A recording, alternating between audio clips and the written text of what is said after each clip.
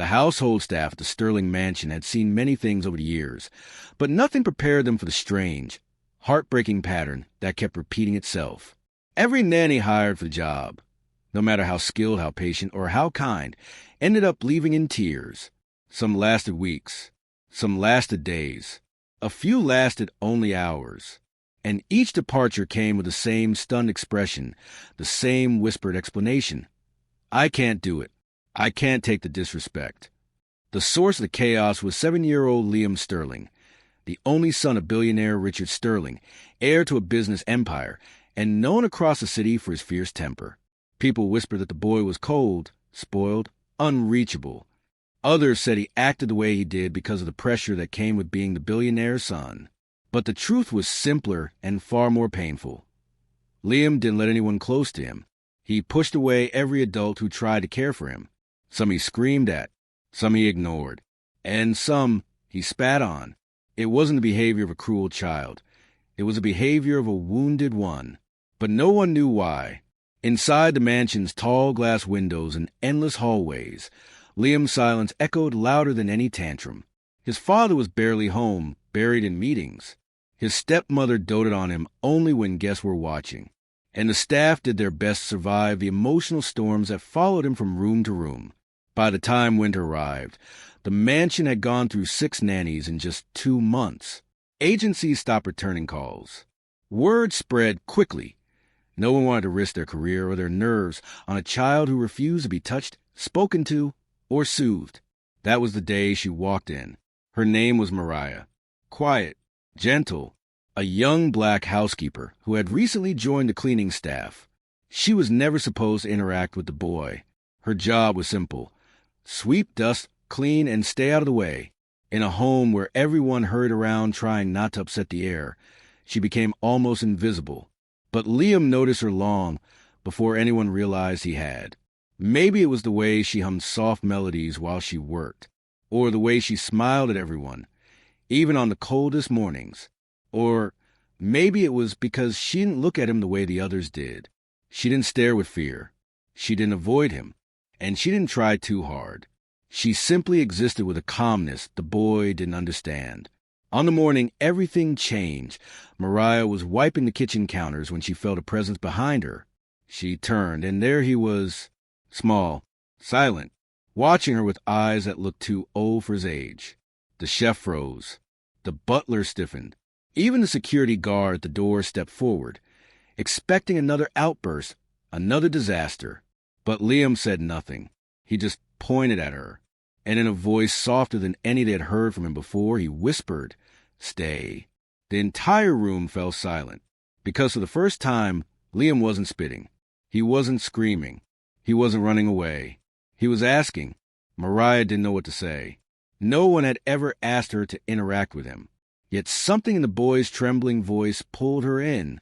She knelt slowly so she could meet his eyes, careful not to move too fast. "Do you need something?" she asked gently. Liam blinked, hesitating. His lower lip quivered, just for a second, but long enough for her to notice. Then, in a moment so unexpected that every staff member gasped, the boy leaned forward and kissed her cheek. Soft, quick, fragile, as if he had been holding it in for years. The room erupted in whispers. The chef dropped a spoon. The butler took a step back. No one had ever seen the billionaire's son show affection to anyone, not even his father. And now he had kissed the maid. Mariah felt her heart twist. She didn't know what the gesture meant. She didn't know what kind of pain lay behind it. But she could feel, even in that small act, the weight of loneliness the child had been carrying. Before she could speak again, Liam grabbed her hand. Not tightly, but with a desperate kind of hold, as if she were the only stable thing in his chaotic world. "Don't go," he whispered. 2 words. Words full of fear. Words full of something deeper, something broken. The staff stared, stunned, unsure what to do. This wasn't just unusual. It was a turning point, a secret, something that could shake the entire household, especially once the billionaire father found out, because Richard Sterling had strict rules about who could interact with his son. He believed only professionals were qualified, people with degrees, experience, and strict training. A maid did not fit into that world. If he found out Liam had formed a bond with her, no one knew how he would react. Mariah swallowed hard, her hand still in the boy's. She didn't know whether to comfort him or pull away. She had no permission to be involved. And yet she couldn't bring herself to break the fragile trust he had offered. "Liam," she whispered softly, "I'm not going anywhere right now. You're okay." His shoulders relaxed, a tiny motion, but enough to reveal how tightly he had been holding his emotions inside. But peace never lasted long in the Sterling mansion.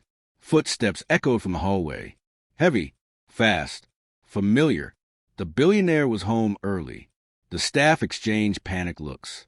Liam stiffened instantly, and Mariah felt a cold shiver run through her as the towering figure of Richard Sterling appeared in the doorway. His eyes narrowed, not at his son, but at the sight of the maid holding his hand. In that split second, Mariah felt the air shift. The fate of her job, and maybe the fragile connection Liam had just formed, hung in the balance, because the billionaire's next words would change everything. Richard Sterling stood in the doorway, his presence filling the room like a shadow stretching across the floor. He didn't raise his voice. He didn't frown. He didn't need to. The weight of his silence alone made every staff member straighten their backs.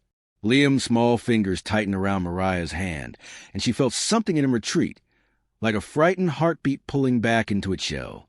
Richard's eyes shifted from their joined hands to Mariah's face. Calm, sharp, unreadable. "What's going on here?" he asked, his voice controlled and low. No one rushed to answer. The chef looked down at the stove. The butler pretended to adjust his tie, even though it was already perfect. Everyone knew this was dangerous, because no one could predict how the billionaire reacted when his rules were crossed.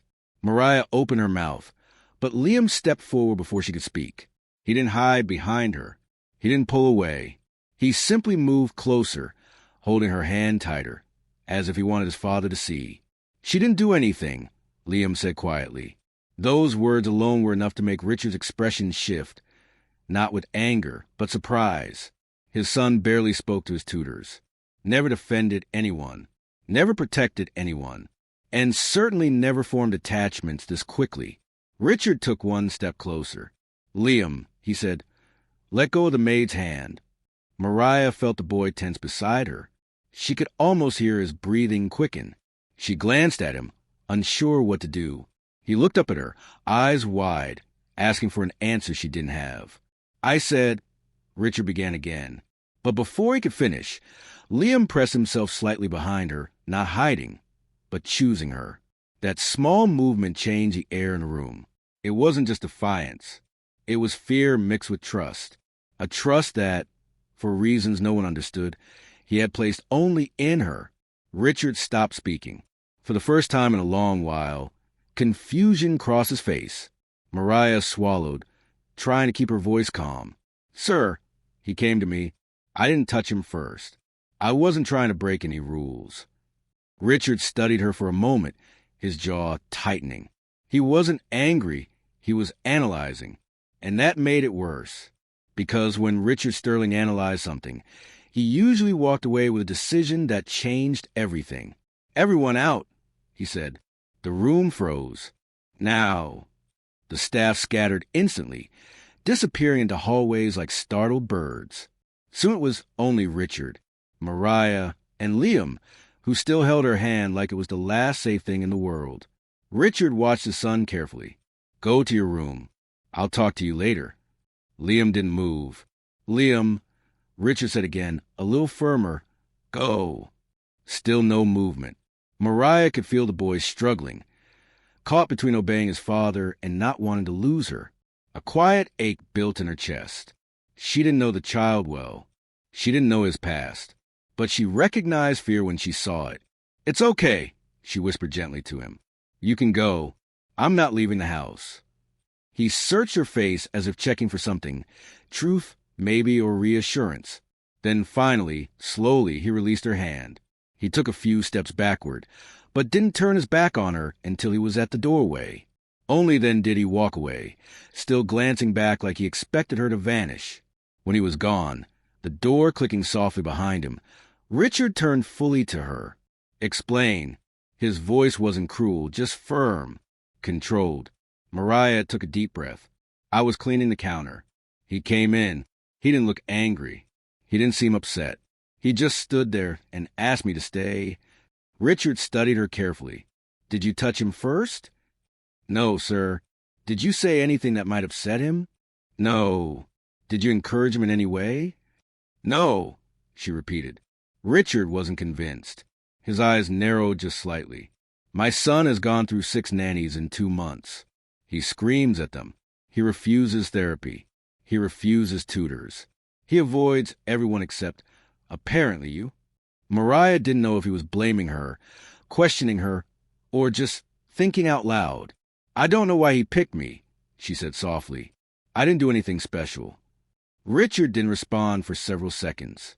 He turned, walked to the window, and stared at the gray sky outside. His shoulders remained perfectly straight, but something in the way he held himself looked tired. He wasn't always like this, Richard said quietly. He used to laugh. He used to run around the house. He wasn't afraid of people. Mariah stayed silent, sensing there was more. Then his mother died. The words were heavy, falling into the room like stones sinking into water.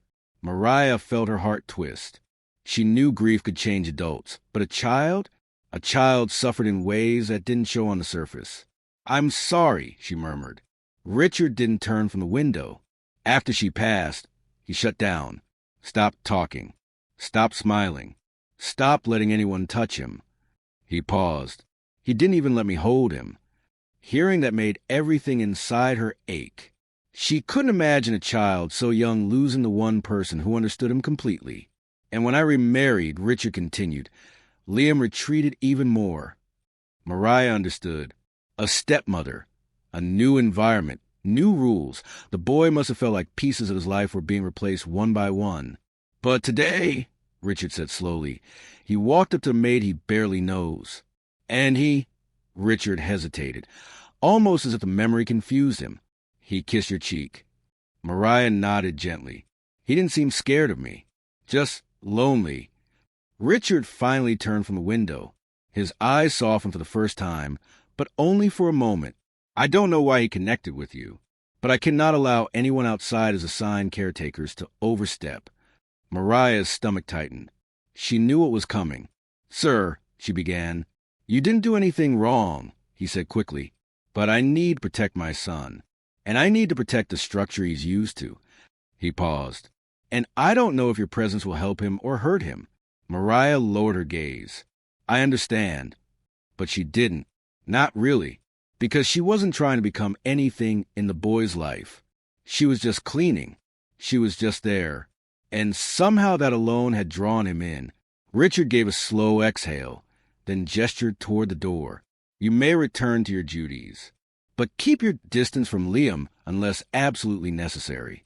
I'll speak with his therapist and decide what to do next. Yes, sir. She walked past him with careful steps, feeling his eyes follow her. She didn't look back. The hallway outside felt colder, emptier. She leaned against the wall for a moment, letting the tension drain from her shoulders. She didn't want to cry, but something inside her felt unbearably heavy. She wasn't afraid of losing her job. She was afraid of something else entirely. She was afraid of the look in Liam's eyes.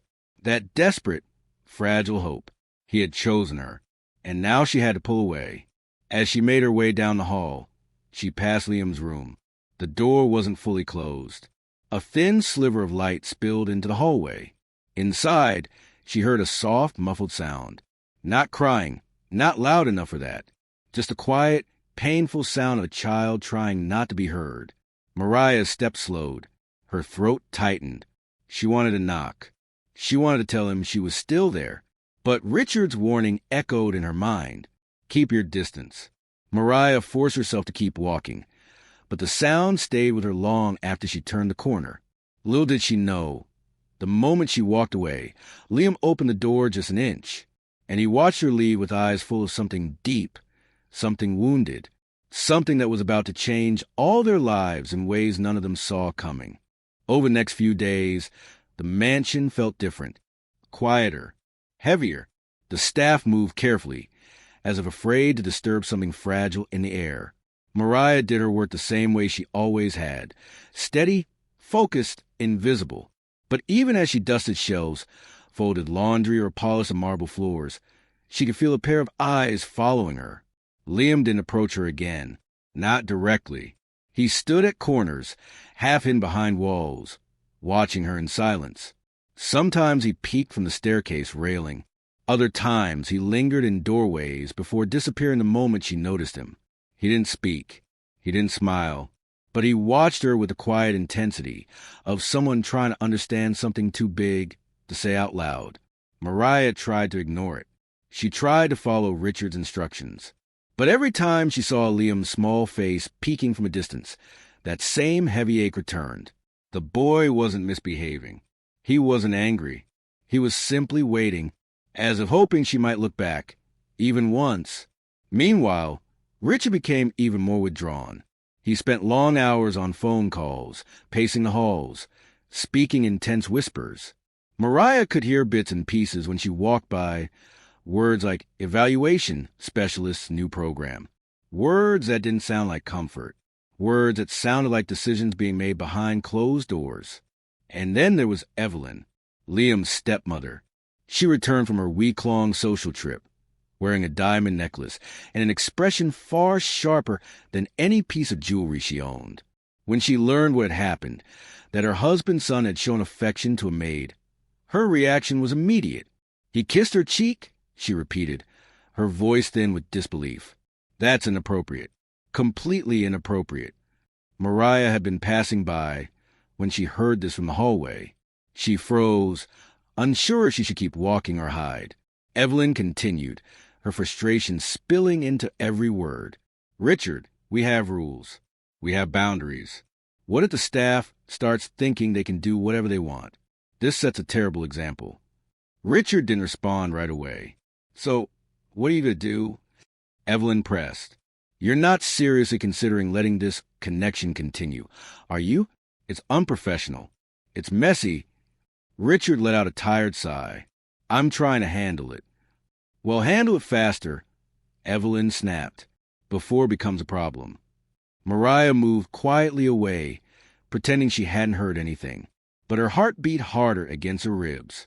A part of her feared she was about to be blamed for something she didn't understand. Another part feared she might be removed from the house entirely. But what scared her most was the thought of what would happen to Liam if she disappeared from his world without warning. Later that evening, while the staff set the dining table, Mariah walked into the kitchen to put away cleaning supplies. She expected it to be empty. Instead, she found Richard sitting at the small breakfast counter, staring at an untouched cup of coffee. He looked exhausted. "Mariah," he said quietly when he saw her. She straightened. "Sir, do you need something?" "I need—" He stopped, trying again. "I need your honesty." She hesitated. "Of course." "Tell me," he said slowly, "did Liam show any signs of affection toward you before that day?" "No, sir," she said. "I barely spoke to him. He usually avoided me." Richard nodded, absorbing the answer. "Has he tried to approach you again?" Mariah paused. She didn't want to get the child in trouble, but she also didn't want to lie. "He watches me," she admitted softly, "but he hasn't come close." Richard's eyes softened just a little, but not with relief, more like sadness. He hasn't reacted like this to anyone since his mother. Not one person. Not one caregiver. Not even me. Mariah stayed quiet, sensing how vulnerable the billionaire looked in that moment. "I don't know what to do," he confessed. "If I let this continue, it could confuse him. If I separate you two completely, it could break him," Mariah finished gently. Richard didn't comment, but the flicker in his eyes told her she wasn't wrong. At that moment, a voice echoed down the hallway. "Richard, are you coming or not?" Evelyn called, irritation dripping from her tone. The spell broke. Richard straightened. The weight returned to his posture. "I have to go," he murmured, "but we'll finish this conversation soon." Mariah nodded and stepped aside as he left the kitchen. The moment he disappeared around the corner, Liam appeared. He slipped in quietly, almost like a shadow. He wasn't wearing shoes. His footsteps were light. His pajamas were rumpled, as if he had been tossing in bed. Mariah froze. "Liam, you should be in your room." He didn't move toward her. He didn't speak. He simply stood by the doorway, staring at the empty chair where his father had sat moments earlier, as if he knew something was happening. Something he wasn't allowed to understand. Mariah's voice softened. "You heard us, didn't you?" Liam's jaw tightened. His hands curled into small fists at his sides, not in anger but in fear. She knelt down, keeping her distance. "I'm still here," she whispered. "No one is sending me away." Liam's eyes glistened, not with tears, but with worry that he couldn't put into words. Before she could say anything else, footsteps approached from a hallway. Fast. Sharp. Evelyn. Liam tensed instantly. Evelyn stepped inside, her cold smile fading the moment she noticed him. "Oh, you're awake." Her tone sounded pleasant, but her eyes flicked between him and Mariah like she was trying to piece together a puzzle she didn't like. "It's late," she added. "You should be in bed." Liam didn't respond. He didn't even look at her. He looked at Mariah, and that alone seemed to irritate Evelyn more than anything else. She sighed dramatically. "Mariah, you may return to your duties. I'll take him upstairs." Mariah hesitated. Liam's eyes widened. Filled with silent pleading, she wasn't sure how to comfort, but she had no choice. "Yes, ma'am," she whispered. As she passed Evelyn, she felt the woman's sharp gaze linger on her, studying, judging, deciding. And when she reached the doorway, she turned her head just slightly, hoping to catch one last glimpse of the boy. Liam stood frozen. His small shoulders were shaking, not from crying, but from holding something too heavy for his age. Mariah forced her steps to continue. She walked down the hall, turned the corner, and only then, only when she was completely out of sight, did she hear it. A soft thud, a tiny gasp, and Evelyn's voice, cold and irritated. "Liam, stop that. You're being dramatic." Mariah froze again.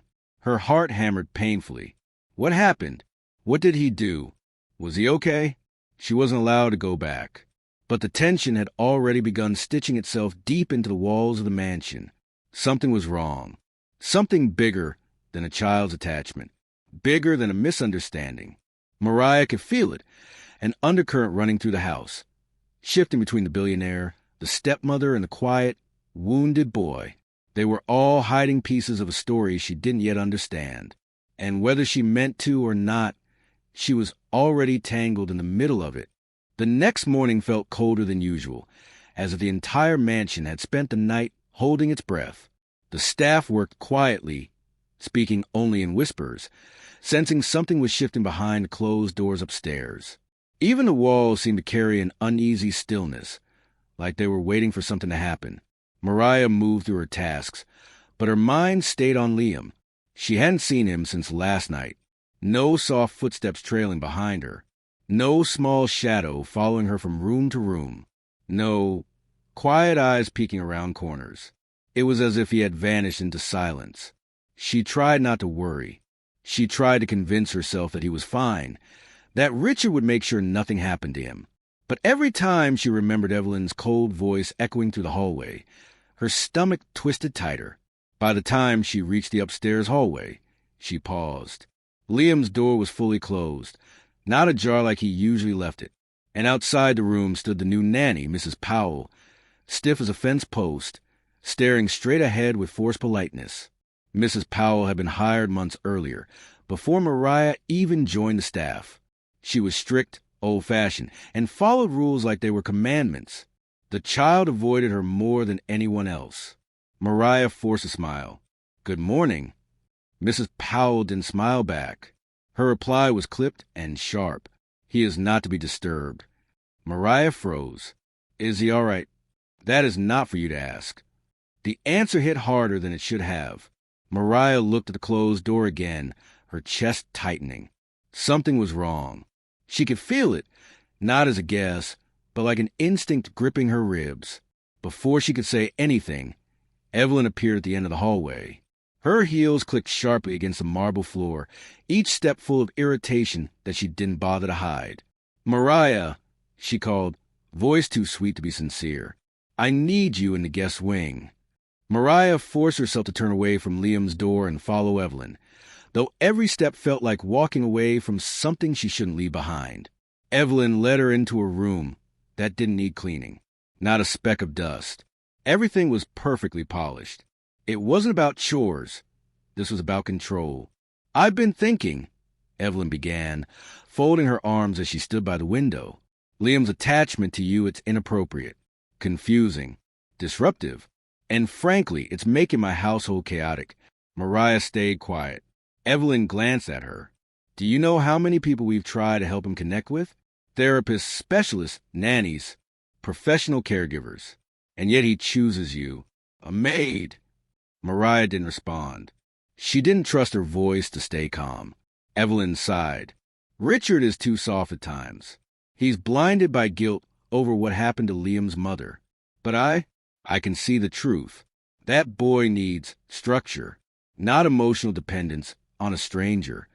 Mariah swallowed. "I didn't encourage him." "I know you didn't," Evelyn said flatly. "But that doesn't matter. Children get attached to the wrong people all the time, and it breaks them." The words froze in the air. "Starting today," Evelyn continued, "you are to keep complete distance. No speaking. No eye contact. If he approaches you, you walk away. If he cries, you ignore it. If he calls for you, you pretend not to hear." A dull ache formed behind Mariah's ribs. "He's just a child." "He's a billionaire's child," Evelyn corrected sharply, "and he will grow up the right way." Mariah looked down, trying to hide the frustration burning in her eyes. She wanted to ask why Evelyn sounded so threatened by a simple bond. She wanted to ask why a grieving child wasn't allowed to hold on to something comforting. But she said nothing. Evelyn dismissed her with a wave of her hand. "Good. Back to work." Mariah left the room, her thoughts spinning. As she walked down the hall, she passed Liam's door again. Mrs. Powell remained outside, stiff and silent, but the door was still tightly shut. Mariah kept walking until she heard it, a faint sound, barely audible, a soft tapping. She stopped instantly. It wasn't coming from the hallway. It was coming from the other side of Liam's door. Tap, tap, tap, like a tiny hand knocking quietly, afraid someone else might hear. Mariah's heart jumped into her throat, but she couldn't open the door. She couldn't speak. She couldn't comfort him, not without risking everything. She slowly walked away, but she didn't make it far. As she turned the corner, she saw Richard speaking with a man she didn't recognize. He wore a gray suit, carried a leather folder, and spoke in a low, serious voice. "This is a delicate case," the man said. "If you want us to move forward, you must understand the consequences." Richard nodded slowly. "I just want him safe. Stable. Normal. Normal." The word stung more than it should have. "Then we'll begin as soon as you sign the consent forms." Mariah paused behind a column, hidden but close enough to hear. Richard rubbed his forehead. "I don't know if this is the right time."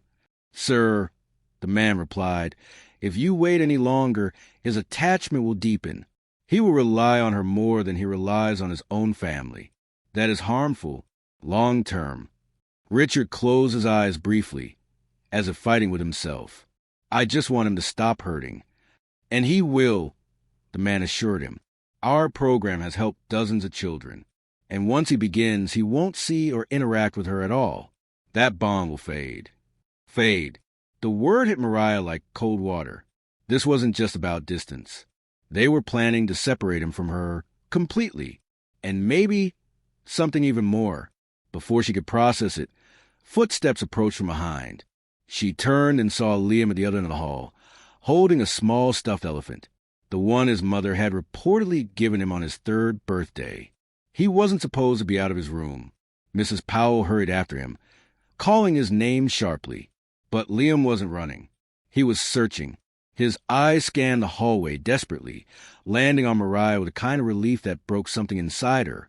He took one small step toward her.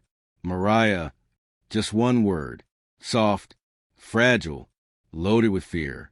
Mrs. Powell grabbed his arm, not harshly, but firmly, and pulled him back. Liam looked terrified, twisting enough to keep Mariah in his sight as he was taken away. Mariah stepped forward instinctively, but Richard turned.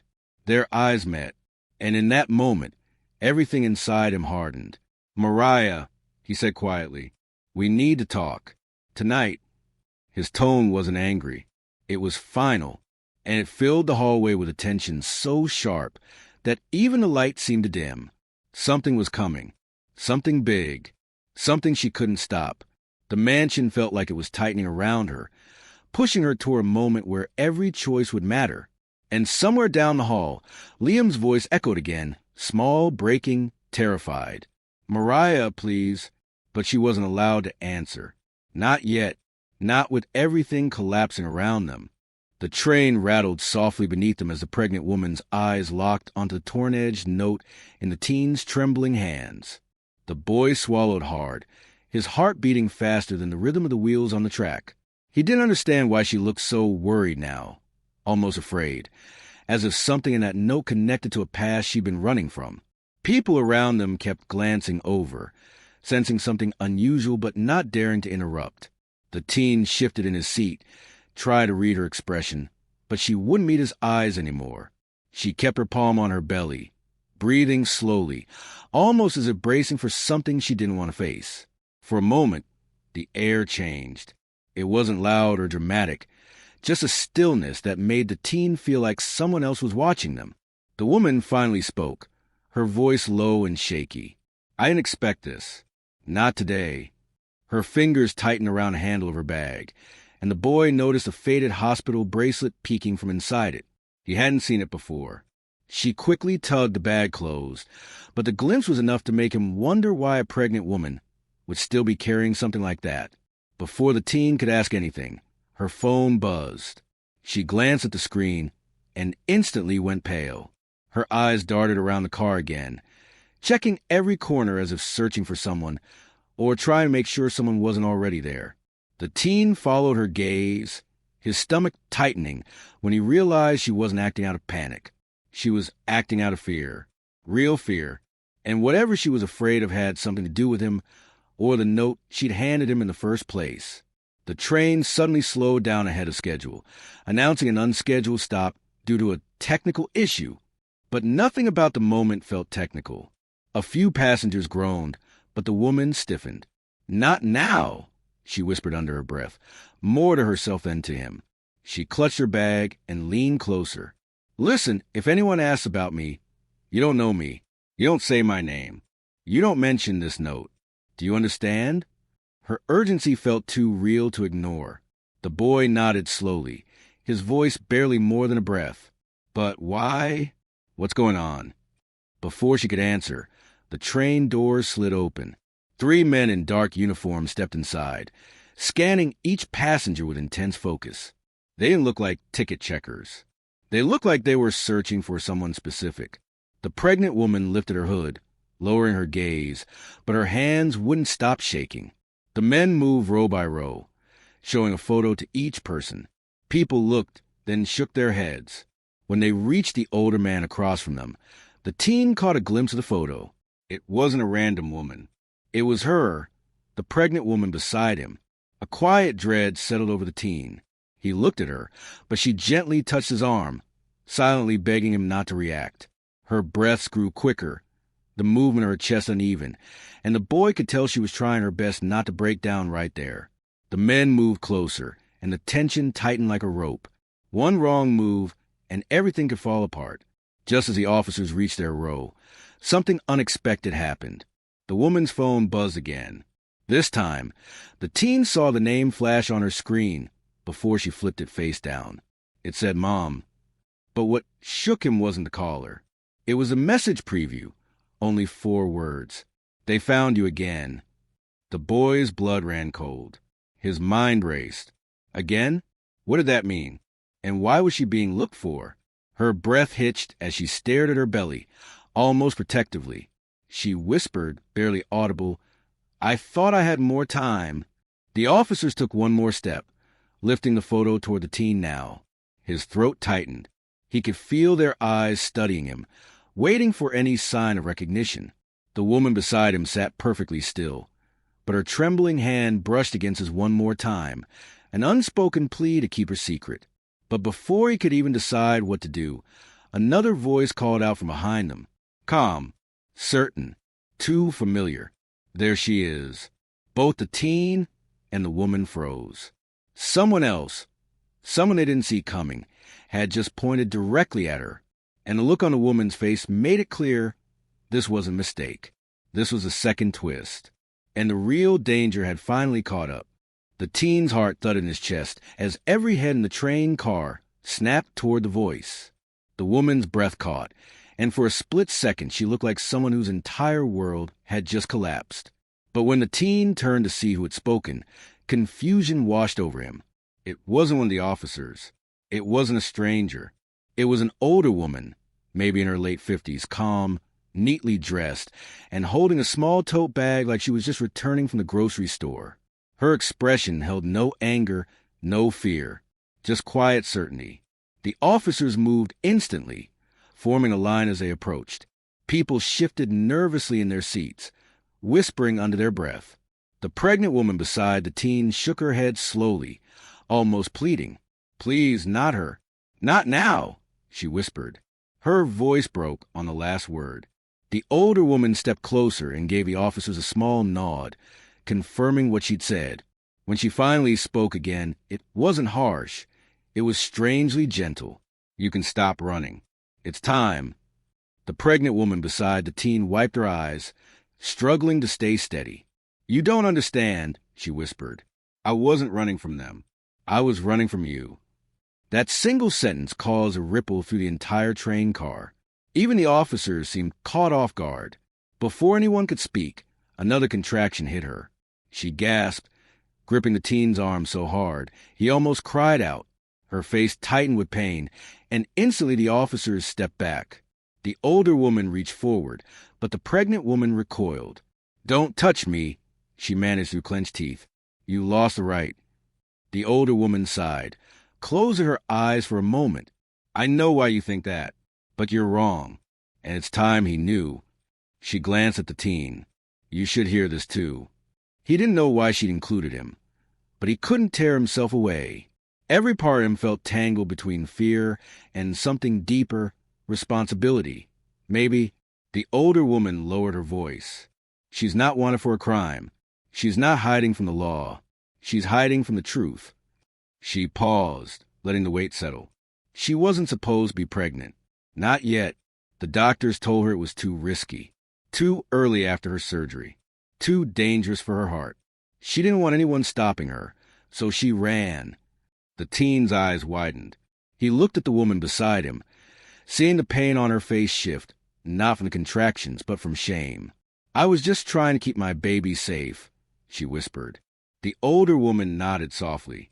I know, but this, she gestured the chaotic scene around them, this isn't safety. And now he's coming early because of all the stress. The train shook slightly as it powered back on.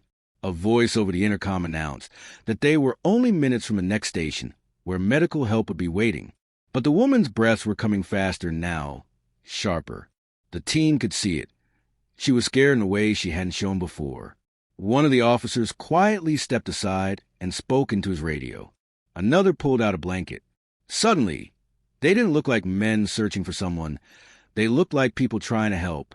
And then, in the middle of the chaos, the teen remembered the note. His hand shook as he unfolded it again. Why did you give me this? He asked her. Through the pain, she managed a small, trembling smile. Because you gave up your seat for me without thinking. You were the only person all day who treated me like a human being instead of a burden. I wanted you to know the truth, in case something happened. The older woman leaned closer. Read it. The boy hesitated, then read the short message out loud. Thank you for your kindness. If anything happens today, tell my baby that his mother fought her whole life for him. A heavy silence followed. Tears slipped down the woman's face as she held her stomach. The officers exchanged looks, and one gently said, We need to get her off the train as soon as we stop. But the older woman wasn't done. She looked at the teen again, her voice steady. There's something she doesn't know. Something you should hear before she goes. The pregnant woman frowned. What now? The older woman took a breath. You didn't run alone. Someone's been following you this whole time to protect you. The train screeched into the next station. Doors slid open. Paramedics rushed in. But standing just outside, waiting with panic in his eyes, was a young man, her husband. The pregnant woman froze. The teen stared. Everyone around them went quiet as the husband ran toward her, breathless, desperate, and with tears already in his eyes. You didn't let me explain, he said, voice cracking. I wasn't trying to stop you. I was trying to go with you.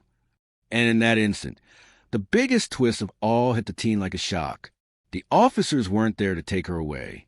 They were there because her husband had reported her missing.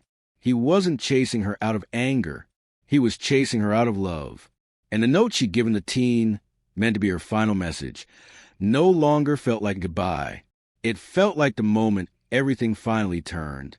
The station platform buzzed with noise, voices, and rushing footsteps, yet somehow everything around the teen felt strangely muted.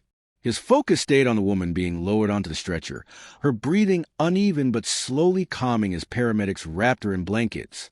Her husband stayed right beside her, clutching her hand as if letting go would break something he couldn't fix again. The older woman, who had stepped onto that train with calm certainty, stood close to, her face softening with relief now that help had arrived. The teen took a small step back, trying to understand the whirlwind of the last half hour. None of it felt real. He had only wanted to give up his seat to a pregnant woman, a simple act of kindness, something anyone should have done. But somehow that tiny decision had pulled him into the middle of a story he never expected to witness. A story filled with fear, misunderstanding, love, and second chances. Paramedics began wheeling her through the crowd. The teen followed without even thinking, his steps quiet but steady. He felt connected to her in a way he couldn't explain, as if a piece of her story had landed in his hands the moment she passed him that folded note. Her husband turned toward him suddenly. His eyes were red but grateful. You stayed with her, he said in a voice thick with emotion. Thank you. The teen didn't know what to say. I just didn't want her to be alone. You weren't just there, the husband replied. You helped her feel safe when she couldn't trust anyone. The older woman stepped closer, resting a hand on the teen's shoulder. Sometimes, she said gently, the right person shows up at the right moment without even realizing it. The boy swallowed hard. He wasn't used to compliments. He wasn't used to being important in any one story. But today he had been, and it felt strange and meaningful in ways he hadn't processed yet. The husband leaned down to speak softly to his wife as she lay on the stretcher. Her eyes fluttered open, tired but aware. She looked directly at the teen, her gaze warm and grateful. You read my note, she whispered. He nodded slowly.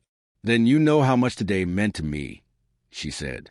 You were there when everything fell apart, and when everything came back together. Thank you. He didn't trust his voice, so he just offered a quiet smile. She squeezed her husband's hand, and for the first time since he'd met her, her face relaxed into something peaceful. As paramedics prepared to move her to the ambulance, her husband turned to the officers who followed him off the train. I'm sorry for confusion, he said, wiping his face. I was just scared. I didn't know how to find her. The officers nodded kindly. No harm done. The important thing is she's safe now. The older woman finally stepped forward, revealing her connection that had been unclear this whole time. She wasn't running from me, she said quietly. She was running from fear. I'm her doctor. I've been with her through every step of this pregnancy. I warned her it was risky to push herself, but I never wanted her to feel trapped. When she didn't show up for her checkup this morning, we all panicked. The husband closed his eyes for a moment, taking in her words. I should have been more patient. I should have listened better. She should have trusted you too, the doctor replied softly. Fear makes us do strange things. The teen listened silently, slowly understanding the truth. The woman hadn't been avoiding the people who loved her. She had been avoiding her own thoughts, her fear that she wasn't strong enough, that she might lose everything, that her body might fail her again. As they rolled her toward the waiting ambulance, She reached out a hand unexpectedly. "Wait," she whispered. The teen froze. She motioned for him to come closer. He stepped up beside the stretcher, unsure what she wanted. She touched his arm lightly, her fingers cold but steady. "I want you to keep the note," she said. "Let it remind you that something small can change someone's whole day, maybe even their whole life." He looked down at the folded paper in his palm. It felt heavier now, as if carrying more meaning than before. "I will," he promised. She smiled, weak, tired, but real. Then the paramedics gently guided her into the ambulance. Her husband moved in behind her, and the doors closed with a soft thud. The older woman remained with the teen for a moment longer. "Now everyone sees someone in trouble and steps forward," she said. "You did. That's something you should be proud of." He nodded, though he wasn't sure he deserved praise. He had just done what his heart told him to. Nothing more, nothing less. Slowly, people began to return to their routines on the platform. The officers headed back toward the station entrance. Commuters rushed past, already absorbed in their own lives again. But the teen remained still, staring at the ambulance as its lights flickered and it pulled away.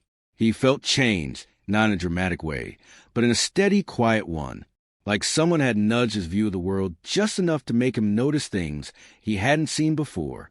Kindness, fear, courage, misunderstood intentions, hidden struggles, the things people carry that no one else knows about. He slipped the note carefully into his pocket. When he turned to walk toward the station exit, he noticed a poster he hadn't seen earlier. It showed a simple message: one act of kindness can save a life. He let out a soft breath, almost a laugh. If that wasn't true before, today had proved it beyond anything he could imagine. As he made his way home, the events replayed in his mind like scenes from a movie he wasn't ready to stop watching. He kept thinking about how easily things could have turned out differently, how a misunderstanding had grown into fear, how fear had pushed someone to run, and how kindness, just a seat, just a moment, had helped guide everything back into place. Later that evening, he unfolded the note again, smoothing out the creases with gentle fingers. The words seemed deeper now. Tell my baby that his mother fought her whole life for him. He read it one more time, then folded it carefully. She wouldn't need him to deliver that message after all. Her baby would grow up hearing it directly from her, not from him. And maybe that was the best resolution of all. Standing by his window, he watched the city lights blink in the distance. Something warm spread through his chest, a feeling he didn't have a name for. Gratitude, maybe, or quiet pride, or the simple understanding that sometimes life put you exactly where you needed to be, even if you didn't understand why in the moment. He whispered to himself, not expecting an answer, "I'm glad I was there." The night breeze drifted through the open window, carrying the sounds of distant traffic and soft laughter from the street below. And just like that, the day ended, not with confusion or fear, but with a sense of peace, a reminder that even in the rush of ordinary life, extraordinary moments could appear without warning, all because one boy offered his seat and opened his heart.